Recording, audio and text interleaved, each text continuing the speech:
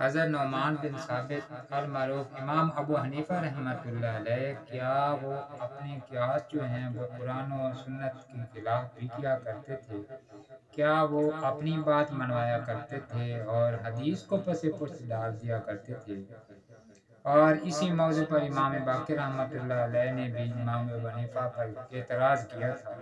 کیا اعتراض کیا تھا، اس کی تفصیل میں آپ کو بتانے جا رہا ہوں۔ تو اس سے پہلے کہ میں آگے بڑھوں، میری ریکویسٹ ہے کہ آپ میرے چینل قرآن و سنت کی خوشبو کو ضرور سبسکرائب کر دیں۔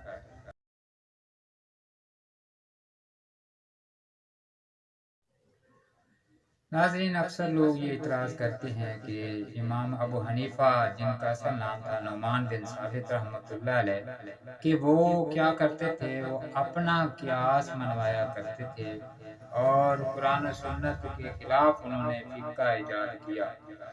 تو اس پر تاریخ میں ایک واقعہ بھی ملتا ہے کہ ان کی ملاقات وقت کے امام باقر رحمۃ اللہ علیہ سے ہوئی۔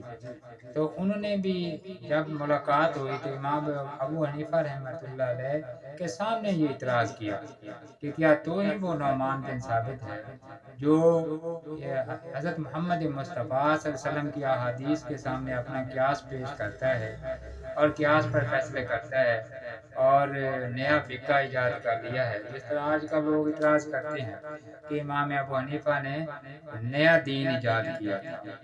تو اب دیکھیں، یہ اعتراض امام باقر رحمۃ اللہ علیہ نے امام ابو حنیفہ کے سامنے کیا، تو امام ابو حنیفہ المعروف نعمان بن ثابت رحمۃ اللہ علیہ نے کیا جواب دیا؟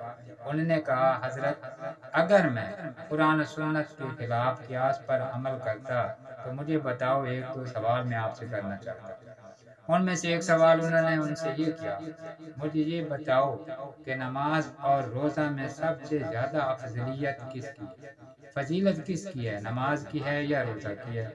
تو حضرت امام باقر کہنے لگے نماز کی ہے، نماز روزہ سے افضل ہے، افضل فرض ہے نماز۔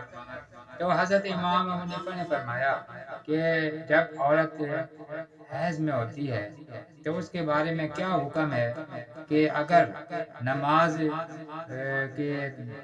چھوٹ جائے، عورت 6-7 دن نماز نہ پڑھے، اس کی قضا نہیں ہے۔ اور اگر ماہ رمضان میں یا روزوں میں اگر اس کو حیض آ جائے 6-7 دن، جب اس کو روزے نہیں رکھنے تو اس کو قضا ضرور کرنی ہے۔ اب امام باقر سے یہ سوال کیا کہ کیا یہ مسائل حدیث میں آئے نہیں ہیں؟ تو انہوں نے مانا کہ بالکل اسی طرح ہے کہ عورت پر حیض کے ایام میں نماز معاف ہے، اس کی قضا نہیں ہے، لیکن روزے کی قضا ضرور کرنی ہے۔ تو اب امام ابو حنیفہ نے فرمایا کہ اگر میں قیاس پر عمل کرتا اور احادیث کو پس پشت ڈالتا تو میں یہ فیصلہ دیتا کہ عورت جو ہے نماز کی قضا ضرور کرے، روزوں کی قضا کرے یا نہ کرے، کیونکہ آپ نے خود ہی تو کہا ہے کہ نماز روزے سے افضل ہے، اور جو عبادت زیادہ افضلیت رکھتی ہے اس کی قضا بھی زیادہ افضلیت رکھتی ہے۔ کہ اگر قیاس پہ میں چلتا تو میری سوچ تو یہ کہتی ہے کہ عورت کو حیض کے ایام میں نماز کی قضا کرنی چاہیے، روزے کی قضا نہیں کرنی چاہیے، لیکن میں نے اس پر قیاس نہیں کیا، میں نے اس پر کوئی فتویٰ نہیں دیا۔ جو میرے پاک پیغمبر نے فرمایا تھا ہم اسی پر عمل کرتے ہیں کہ عورت کو روزوں کی قضا کرنی چاہیے، نماز کی قضا نہیں کرنی چاہیے۔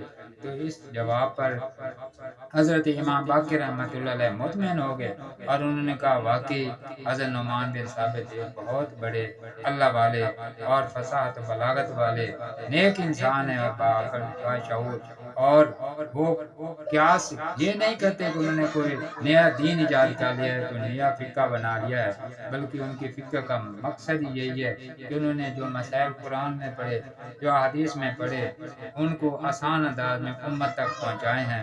تو نیا دین ایجاد نہیں ہوا، بلکہ انہوں نے قرآن و سنت کو ہی امت تک پہنچایا ہے۔